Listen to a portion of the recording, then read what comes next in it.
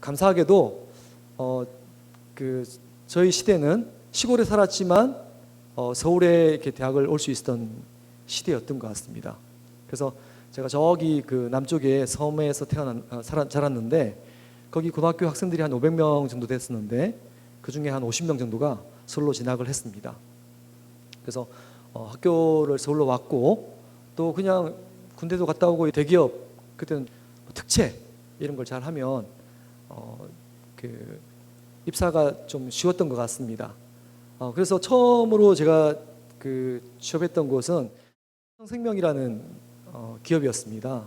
그래서 나름대로 이제 주변 친구들은 그 정도면 잘 갔다 뭐 이렇게 얘기를 했던 것 같아요.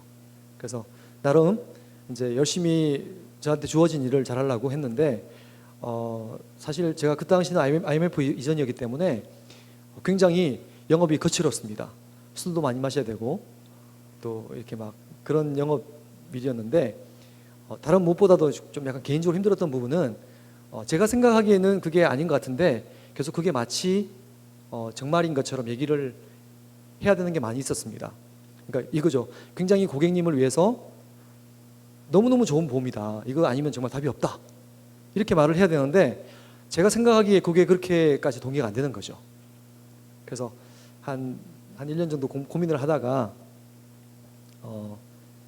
이게 아닌 것 같은 것 같습니다. 그래서 제가 처음으로 29 되던 시절에 그 나이에 내가 앞으로 평생 어떤 일을 하면서 하면 좋을까 라는 고민을 처음 해보게 된 것 같습니다.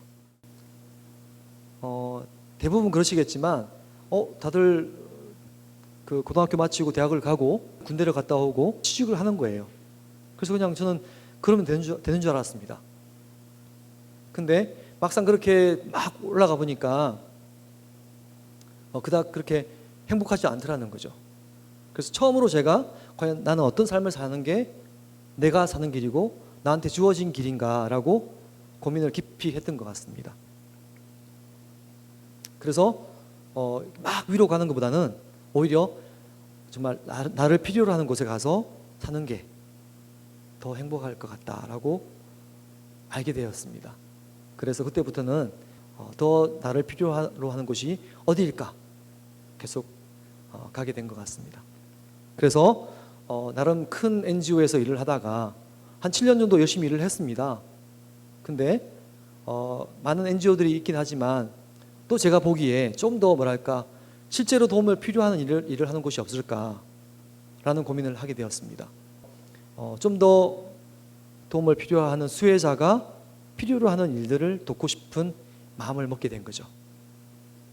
그래서 지금부터 한 10년 전에 2007년도에 러빙윈즈라는 이런 작은 NGO를 시작하게 되었습니다. 사실 처음에는 많이 힘들었습니다. 사실 이렇게 규모가 있고 큰 데서 일을 하다가 정말 가치 있는 일을 하고 싶다고 해서 혼자 나왔을 때 쉽지가 않았습니다.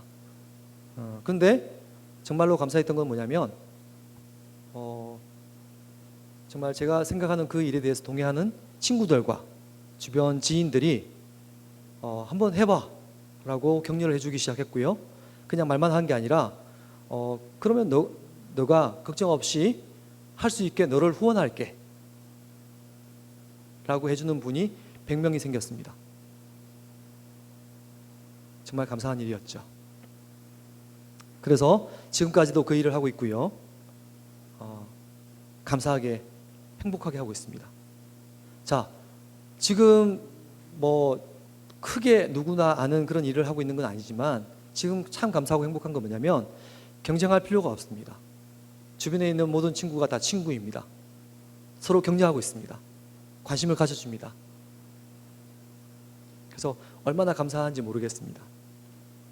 그래서 정말 이 대한민국 사회가 또 전 세계가 경쟁을 하고 누구를 이겨야 되고 제껴야 되는 그런 많은 압박감이 있는 이 시대인데 정말로 그 경쟁에서 벗어나가서 이렇게 내려와 있다 보니까 많이 도와주고 지지하고 함께하는 분이 많다는 게 얼마나 감사한 일인지 모르겠습니다.